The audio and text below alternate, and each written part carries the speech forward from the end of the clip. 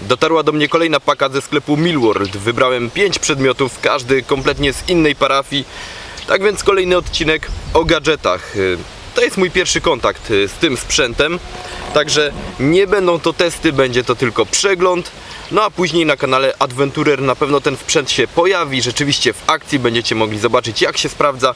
Tutaj tylko takie pierwsze moje spostrzeżenia co do tego sprzętu. Na koniec zostawimy sobie produkt, który jest najdziwniejszy, chyba najdziwniejszy ze wszystkich gadżetów, jakie do tej pory sprawdzaliśmy w tej serii. Coś takiego. Hack Ninja, czyli taka jakby kotwica z liną. Do czego może się to przydać? No z tym będzie się wiązał konkurs na koniec odcinka.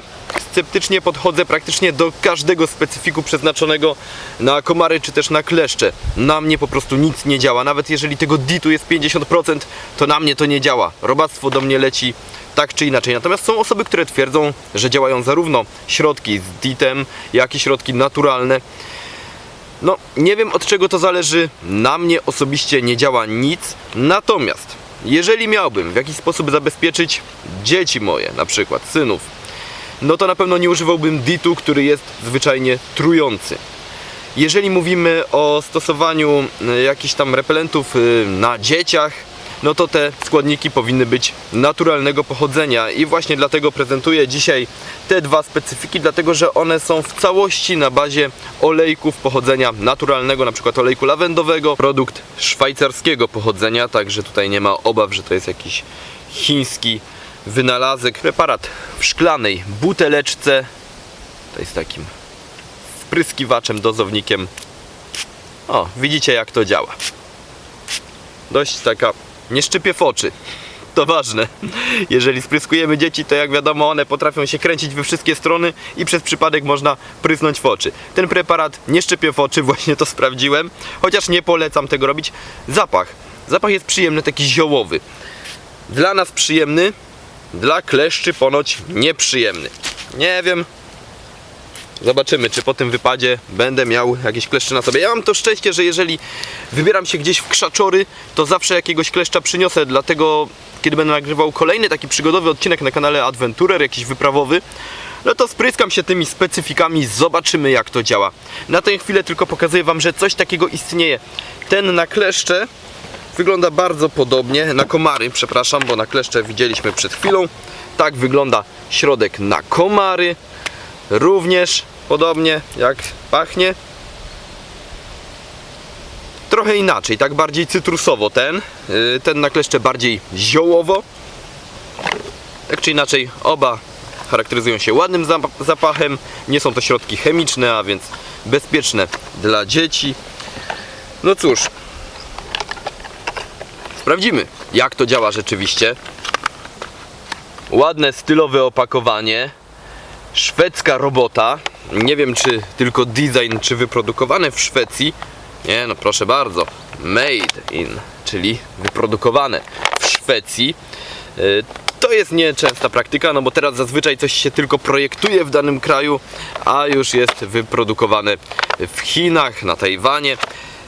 W każdym razie tutaj mamy szwedzką robotę, tak samo jak w przypadku tych repelentów na komary, na kleszcze, mamy szwajcarską, także są to produkty na pewno dobrej jakości. Tak możemy sądzić o tym, że no, generalnie produkty outdoorowe szwedzkie no, słyną z tego, że są wykonane porządnie. Nie spotkałem się chyba ze szwedzką marką outdoorową, która byłaby do niczego. No dobra. Także lecimy. No, szwedzka jest chociażby Mora, popularny nóż wśród bushcrafterów. Szwedzkie są krzesiwa Light My Fire. No to są marki takie, które no, są kultowe, można powiedzieć. Nie wiem, czy to jest marka kultowa. Nie spotkałem się z nią wcześniej. Być może wy ją znacie. W każdym razie mamy tutaj do czynienia z zestawem naczyń. Czym się to różni od takiego standardowego zestawu naczyń, na przykład blaszanych, czyli na przykład stalowych, czy też aluminiowych? No przede wszystkim tym, że w tym nie gotujemy. To są naczynia do spożywania już posiłków. Dużą zaletą takich naczyń jest to, że one nie grzechoczą w ekwipunku. To znaczy, nawet jeżeli tutaj jakiś luz powstanie, to będzie taki dźwięk co najwyżej, mało irytujący, i również możemy to sobie tak upakować, żeby się nie tarabaniło. Natomiast jak wiemy, jeżeli mamy blaszane naczynia, no to wszystko zaczyna dzwonić o siebie. Jest to frustrujące dosyć w ekwipunku, w plecaku. Także no tu mamy pierwszą zaletę, że to po prostu nie grzechocze tak jak naczynia stalowe czy też aluminiowe. Druga sprawa to to, że jak już wspomniałem, jest to bardzo kompaktowe. Wszystko tutaj mieści się jedno w drugim. Natomiast te kubki są, nie wiem jak to nazwać, teleskopowe, rozkładane. Popatrzcie sami, jakie ciekawe rozwiązanie. Mamy tutaj taki uchwyt. I patrzcie, co się dzieje, kiedy za niego pociągnę. Całość się rozwija. Teraz wyciągam to na zewnątrz i mam już wysoki kubek. To jest oczywiście tworzywo sztuczne, ale jest całkowicie bezpieczne. Również możemy tutaj wlewać gorące płyny. To sprawdzimy za chwilę z termosem, który jest kolejnym gadżetem, z termosokubkiem. No a teraz lecimy dalej z tymi naczyniami. Łyżko, widelco, nóż. Jak coś jest do wszystkiego, to jest do niczego ponoć. Chociaż myślę, że dałoby się tym spożyć posiłek, aczkolwiek no zupę nie wiem jak. Tutaj dwa większe talerze. To są dwa większe talerze. Ale co jeszcze mamy? Deskę do krojenia. Tutaj taką perforowaną, czyli jeżeli coś jest soczyste, to ten sok nam będzie tutaj ściekał, nie będzie się zatrzymywał na desce. Także deseczka do krojenia, dwa głębokie talerze oraz dwa takie rozkładane kubki, które możemy w każdej chwili rozłożyć, złożyć. Bardzo fajny zestaw do spożywania posiłków w dziczy. Tworzywo sztuczne to nie jest taki klasyczny plastik, to jest wszystko bezpieczne w użytkowaniu. Zaraz naleję tutaj gorącej wody, napiję się herbatki, zobaczymy, czy żadne zapachy, smaki się tutaj nie ulatniają niepożądane. W naszym zestawie naczyń mamy jeszcze coś takiego, prosta rzecz z przegródkami na przyprawy, na przykład sól, pieprz, cukier możemy tutaj umieścić, zatknąć. To raczej taki dodatek. Przyrządzę sobie w tym rozkładanym kubku herbatkę z igiełek, no ale żeby przyrządzić herbatkę potrzebuję gorącej wody. No i tutaj wchodzi kolejny gadżet dzisiejszy. Jest to termos, no ale nie taki zwykły termos, bo jest to kubko termos, termiczny kubek termos, jak zwał tak zwał. Chodzi o to, że możemy z takiego termosa bezpośrednio pić. Ma to swoje wady i zalety. Już Wam mówię, o co chodzi. Tutaj mamy taką etykietę, która jest oczywiście ściągalna i ten termos naprawdę bardzo ładnie się prezentuje. Marka Klean Kanteen, czyli taka dosyć renomowana, naprawdę szanowana marka, jeżeli chodzi o termosy. Ściągam tą etykietę, ona mi mówi, że tutaj ciepły, gorący napój wytrzymuje 14 godzin, zimny 47, czyli to jest mniej niż termos tej samej marki, dwukrotnie prawie, że mniej niż termos tej marki. Dlaczego? Ano dlatego, że mamy tutaj na szczycie tego kubka termosu taki korek. Nic się nie wylewa, a teraz wystarczy, że to odkręcę w ten sposób, no i mogę stąd pić bezpośrednio. Oczywiście trzeba uważać, żeby tutaj całkowitego wrzątku nie nalać, no bo możemy się sparzyć. Tym razem użyję igiełek sosnowych, a nie świerkowych. Również możemy zaparzyć z nich herbatkę. Matowa powierzchnia, przyjemna w dotyku, antypoślizgowa. Naprawdę jest to chyba najładniej wykonany termos, jaki kiedykolwiek miałem. Super sprawa, no ale tak jak mówiłem, jest ten minus, że temperatura tędy ucieka, no ale to jest minus każdego kubka termicznego. Pogoda już taka typowo herbatkowa. Ale muszę chwilę poczekać, aż mi to się ostudzi, no bo woda w termosie okazała się być naprawdę wrzątkiem. Także dobrze on trzyma temperaturę. Przez ten czas 2-3 godziny jak na kubek termiczny, nie jak na termos, ale jak na kubek termiczny to jest naprawdę świetny wynik, bo wcześniejszy mój kubek termiczny miał problemy, żeby nawet przez 2 godziny utrzymać temperaturę gorącej wody, także naprawdę na plus jest ten termosokubek. Co to takiego? Siedzisko, które możemy sobie w ten sposób zwinąć, zajmuje tyle miejsca, czy to mało, czy to dużo, sami ocencie. No ale czym to się różni od zwykłego takiego poddupnika? Ano tym, że ma oparcie. Popatrzcie. Trochę śmieszne, prawda? Jak to się sprawuje? Zaraz zobaczymy.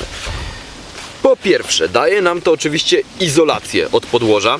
Izolację w tym wypadku zarówno termiczną, bo jest to grube, miękkie, czyli daje też komfort siedzenia, jak również izolację przed wilgocią. Także jeżeli dopiero co padał deszcz w lesie, nie ma gdzie usiąść, nawet taki pniak, na którym teraz siedzę, jest przemoczony, no to rzeczywiście możemy się tym wspomóc. No i czym to się różni od zwykłego poddupnika? Zwykły poddupnik wygląda tak. To znaczy, z tego co widzę, jeżeli to sobie tak złożymy, nie będziemy rozkładać, no to mamy wygodniejszą matę, bo jest grubsza wtedy, lepiej izolującą, ale możemy to sobie właśnie rozłożyć i mamy wtedy oparcie. Jak to działa? No za chwilę zobaczę, jak to działa. Tutaj na tych pasach możemy regulować, jak bardzo ma się to rozszerzać. No dobra, kładziemy na pniaku takie krzesełko. No i czy rzeczywiście to oparcie będzie samodzielnie działać, czy nie będę musiał opierać go gdzieś o drzewo? Jeżeli muszę je opierać o drzewo, to też jest dobre rozwiązanie, z tego względu, że pień drzewa po opadach też jest mokry, też nie bardzo możemy się oprzeć o taki pień, często omszały, obślizgły. No chcemy mieć izolację od wszystkiego co mokre, od wszystkiego co niewygodne, chcemy wygodnie spędzić czas w lesie, typowy bushcrafcik po polsku, takie siedzisko. No ale czy to oparcie zadziała nam bez dodatkowej podpórki? No zobaczmy. Najwyżej polecę do tyłu. Także jeżeli brać pod uwagę prawa fizyki, no to tak, skoro tutaj mój ciężar dociska, no to rzeczywiście to oparcie powinno zadziałać na tych pasach. Chwila prawdy, siedzę stabilnie, próbuję się oprzeć, no i działa. O dziwo jest to dosyć wygodne, aczkolwiek jeżeli się mocniej przechylę, no to czy polecę? Raczej nie, ale przestaje to być tak wygodne, jakby być mogło. Spróbujmy bardziej te pasy tutaj zaciągnąć. Może tutaj leży problem. Wystarczy, że pociągnę za pasy. O nie, no proszę Państwa, teraz to jest pełna wygoda.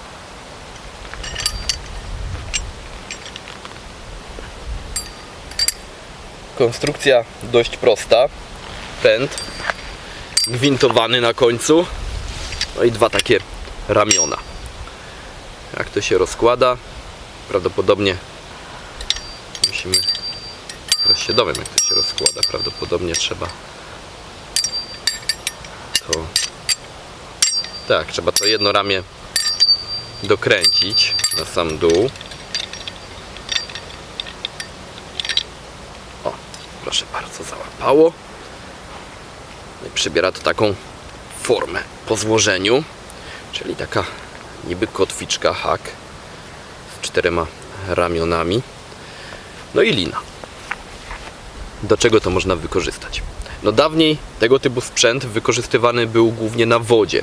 Czyli jeżeli chcieliśmy gdzieś zacumować, zarzucano taką kotwicę, ona gdzieś tam sobie zahaczała chociażby o skały, no i na lince podciągano się, tratwa podpływała, czy inna mniejsza łódka, cumowano do brzegu. Wykorzystywano, jeżeli oglądaliście Piratów z Karaibów, tego typu sprzęt do abordażu statków. Również jeżeli na przykład coś pływało w wodzie, chcieliśmy to podciągnąć do naszej łodzi, to również można było zarzucić coś takiego, na lince do siebie podciągnąć. Natomiast do czego nam się to przyda? W bushcrafcie, survivalu, to jest wasze zadanie. To jest rzecz dosyć niecodzienna i zdaję sobie sprawę z tego, że no, będziemy tutaj uprawiać trochę bajkopisarstwo, bo mało kto będzie miał coś takiego przy sobie w sytuacji survivalowej. Natomiast mogłoby się tak zdarzyć, że ktoś ma coś takiego. W jaki sposób może nam to pomóc przetrwać w terenie? Napiszcie w komentarzach. Będzie na pewno jakaś nagroda przez chłopaków z Millworld wymyślona. Damy wam znać w kolejnych odcinkach, kto zwyciężył. Ustalmy jedno, wszystkie pomysły dotyczące wykorzystania tego ustrojstwa mają dotyczyć działań lądowych. na lądzie, do czego może nam się przydać w sytuacji survivalowej, podczas bushcraftu, wypadów outdoorowych. Do czego może się przydać coś takiego. Czekam na Wasze pomysły w komentarzach. Po pierwsze, nagroda będzie od chłopaków z Millworld. Po drugie, ten sposób, który zwycięży, będę próbował wcielić w życie w jednym z odcinków na kanale Adventurer, bo na pewno jeszcze to przetestujemy, tak samo jak resztę prezentowanych dzisiaj gadżetów. No a tymczasem to by było na tyle w dzisiejszym odcinku. Dzięki za uwagę. Jeżeli interesują Was kolejne odcinki z gadżetami, dajcie znać w komentarzach. Być może powinienem grupować te gadżety tematycznie, tak jak to było do tej pory. Dzisiaj to każdy był po prostu z innej parafii. Być może powinienem to jakoś tematycznie grupować. Jeżeli mają być to takie całkiem randomowe, losowe gadżety, również dajcie znać w komentarzach. Będziemy nagrywać tak, jak sobie tego życzycie. A tymczasem na razie trzymajcie się czołgiem i do kolejnego odcinka.